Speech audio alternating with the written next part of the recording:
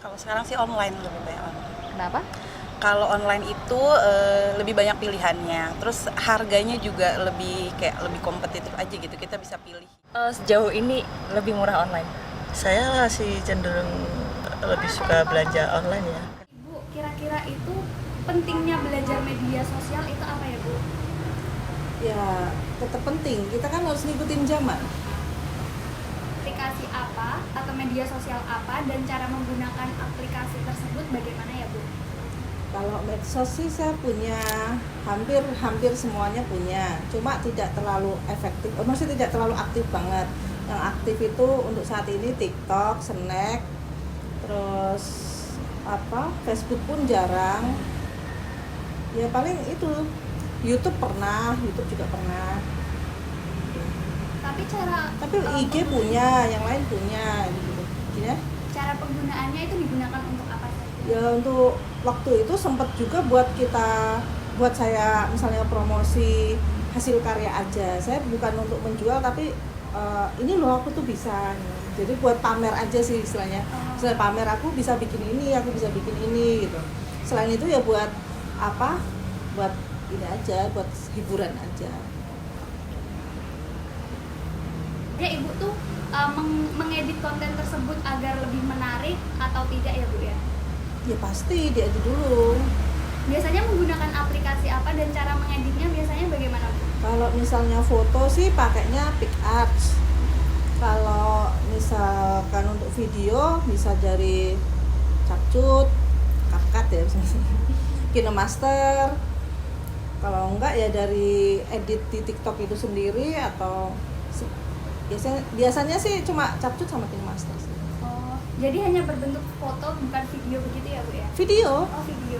Aku bilang kalau kita mau upload foto, aku editnya pakai PicArts. Jadi ada hiasan dan tulisan segala macam gitu. Tapi kalau untuk video ada KineMaster, ada Capcut, ada YouCut. IG, Facebook, TikTok dan sebagainya itu. Kalau kendala sih ya emang kita perlu jam terbang juga sih, istilahnya kita praktek, kita dapat ilmu tapi kalau nggak pernah dipraktekkan sama aja nol gitu loh. Tapi ya kita sering ini aja, sering utak-atik aja sih. Sama dan mungkin dapat bantuan dari template itu kan kadang tahu oh ternyata kasih efek ini bagus, kasih efek ini bagus, kita bisa coba praktekkan gitu loh.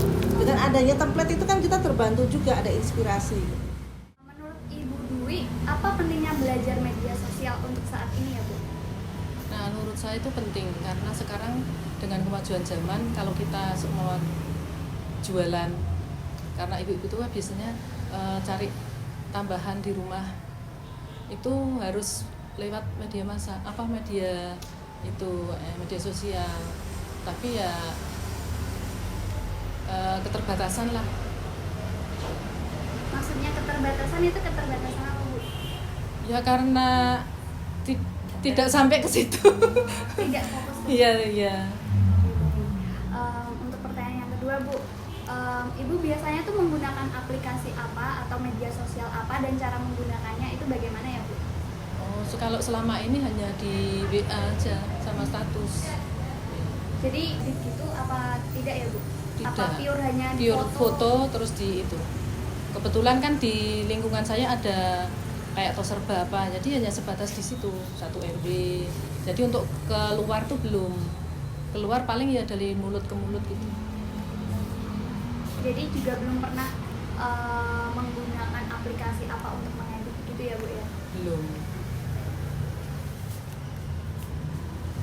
Dari Bu Dwi sendiri kan belum menggunakan aplikasi tuh. Nah, dari Bu Dwi itu punya kendala nggak sih sebenarnya dalam bermedia sosial atau mengedit sebuah konten begitu? Punya sih, ya karena itu keterbatasan. Jadi seumpama kita mau menuju ke situ harus belajar dulu. Kalau belajar sendiri takut salah nanti terus malah datanya hilang semua.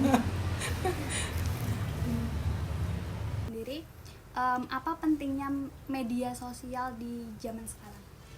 Ya penting sekali ya Mbak, kalau kita nggak pakai media sosial kita nggak bakal punya banyak temen yang dari luar kota, dari teman-teman kita SMA dulu, dari teman sekolah SMP dulu kan kalau nyari waktu untuk bertemu kan susah. Nah sekarang bisa lewat media sosial.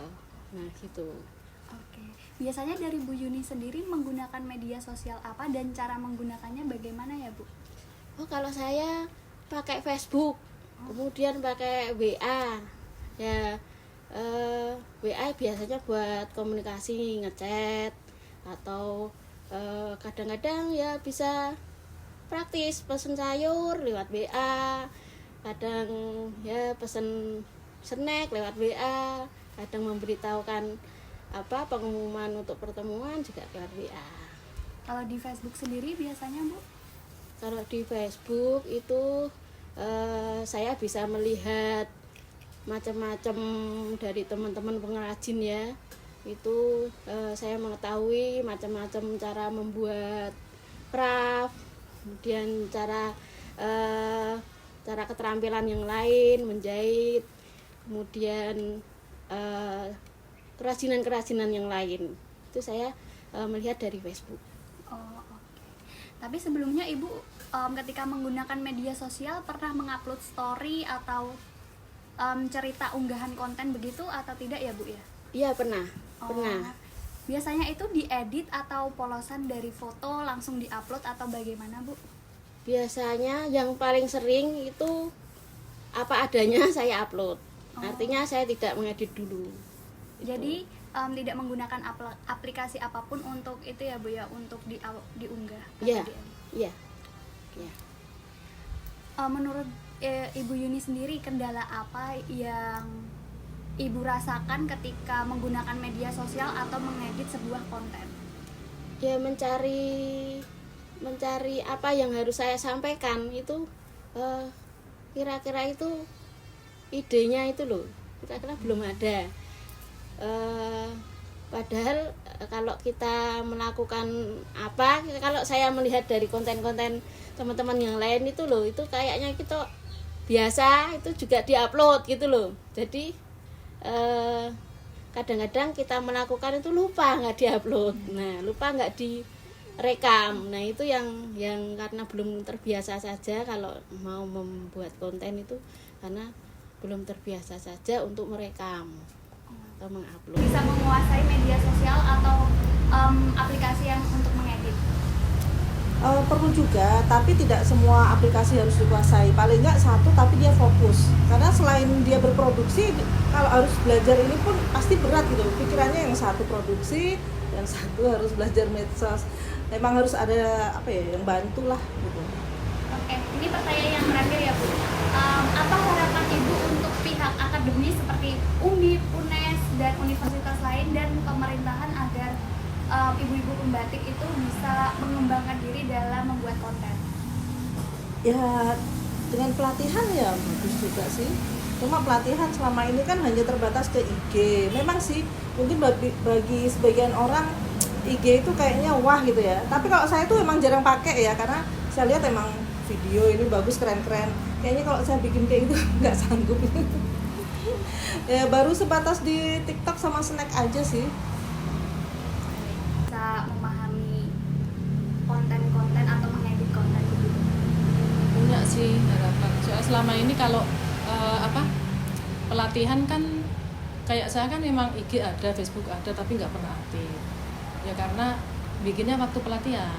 Tapi juga untuk prakteknya tetap nggak bisa jalan. Karena keterbatasan tadi ya Bu ya? Iya. Jadi untuk pertanyaan terakhir Bu, ada harapan nggak untuk pihak akademisi seperti pihak universitas dan pemerintahan Kota Semarang agar ibu-ibu pembatik bisa belajar atau mengembangkan soft skill-nya dalam mengedit konten? Punya sih harapan mungkin dengan pelatihan bagaimana, terutama yang kayak seperti saya kan yang belum bisa mengaplikasikan itu. Soalnya saya itu juga kadang di telepon atau di WA seseorang gitu menanyakan produk saya, yang produk pribadi bukan batik. Saya tanyai dari mana, ngambilnya dari IG. Tapi kan saya nggak aktif, makanya mungkin kalau ada pelatihan bisa mengoperasikan mungkin kan lebih gitu untuk jualan lah, selain batik kan juga bisa. Para pengrajin batik itu bisa menguasai media sosial dan membuat konten yang menarik tentang Ya. batiknya. Ya, pengennya pada semua diri saya sendiri, buat teman-teman yang lain, ayo kita belajar karena sangat penting ya untuk zaman sekarang ini. Kita harus ikut perkembangan zaman lewat media sosial. Jangan sampai HP yang kita isi tiap bulan ini kita ngisi doang nih, nggak memanfaatkan secara maksimal buat kemajuan usaha kita. Jadi sebaiknya kita selalu belajar. Kalau kita tidak belajar, tidak mengikuti tren saat ini, zaman saat ini, kita akan memerlukan banyak tenaga, memerlukan banyak waktu untuk memasarkan produk-produk kita. Dan pertanyaan terakhir Bu, ada tidak ya Bu harapan untuk pihak akademis seperti universitas-universitas atau pemerintahan dalam mengembangkan para pengrajin itu biar bisa belajar konten yang menarik? Ya, yang pertama sekali itu yang perlu diberikan kepada para pengrajin itu yang pertama kali adalah motivasi. Ya, kalau untuk skill saya yakin dari teman-teman pengrajin itu sudah bagus-bagus, sudah bisa menciptakan keterampilan produk yang unik.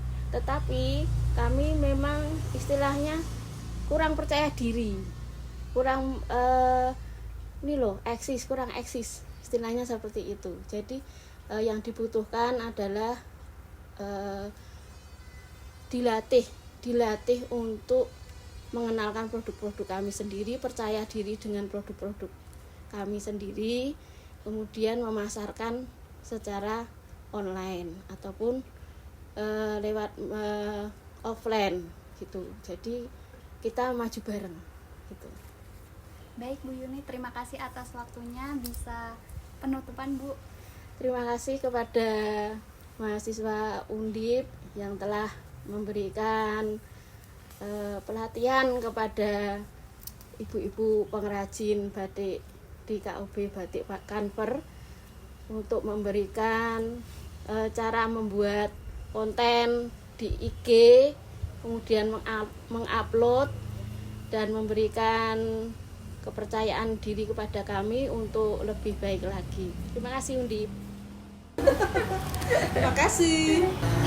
Terima kasih. Undip, sukses selalu.